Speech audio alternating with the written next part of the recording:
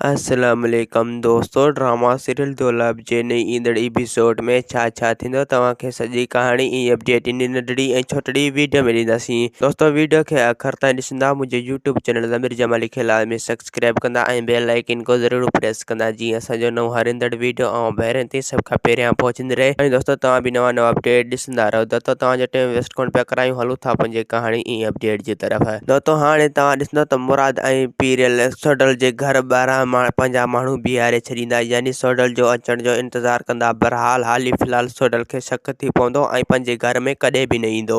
ऐं ॿिए पासे दोस्तों तव्हां ॾिसंदो त दिलबर जेको आहे हाणे सोडल खे वठणु वेंदो त पोइ गस में उनखे रेज़न वारा मिली वेंदा ऐं रेज़न वारा हिनखे अगवा करे खणी वेंदा ऐं पोइ हिनखे कुटे सुटे ऐं पोइ हिन खां सभु सचियूं कराईंदा। पोइ हिनखे चवंदा सोडल तो वटि रहे थो ऐं गुलपरी बि तो वटि आहे। अगरि तूं गुलपरी ऐं सोडल असांजे हवाले न कंदे त पोइ असां तोखे कॾहिं बि न छॾींदासीं। ऐं दिलदार चवंदो त मां तव्हांखे सॼी हक़ीक़त ॿुधायां थो, रुॻो तव्हां मूं मां हथ कढो। ऐं गुलपरी बि मूं वटि आहे ऐं ॿिए पासे सोडल बि मूं वटि रहे थो। ऐं ॿिए पासे दोस्तों तव्हां ॾिसंदो त रेज़न बि दिलबर खे चवंदो तूं हाणे असांखे गॾु वठी हल ऐं तूं गुलपरी असांजे हवाले कर, यानी ककर जी ज़ाल तूं असांजे हवाले कर। अगरि तो ईअं न कर त पोइ असां तोखे मारे दिरा जो लाश तुंहिंजो उछलाए छॾींदासीं ऐं पोइ तुंहिंजो लाश घर बि कोन मोकिलींदासीं। दिलबर चवंदो त तव्हां हाणे ईअं न कयो, मां गुलपरी अव्हां जे हवाले कयां थो। अगरि जेकॾहिं सोडल मूं वटि आयो त पोइ मां उनखे कहिड़ो जवाबु ॾींदुसि। रेज़न चवंदो त तूं उनखे चवंदा त गुलपरी पाणे भॼी तुंहिंजे पोयां आयो। अगरि तूं न वञी हा त पोइ गुलपरी तुंहिंजे पोयां न अचे हा, उनजे करे गुलपरी तुंहिंजे पोयां आयो। दोस्तों असांखे ॾींदा हाणे इजाज़त, वरी तव्हां सां मिलंदासीं के नई ईंदड़ वीडियो में। जेसीं ताईं पंहिंजो ख़्यालु रखंदा। ख़ुदा हाफ़िज़।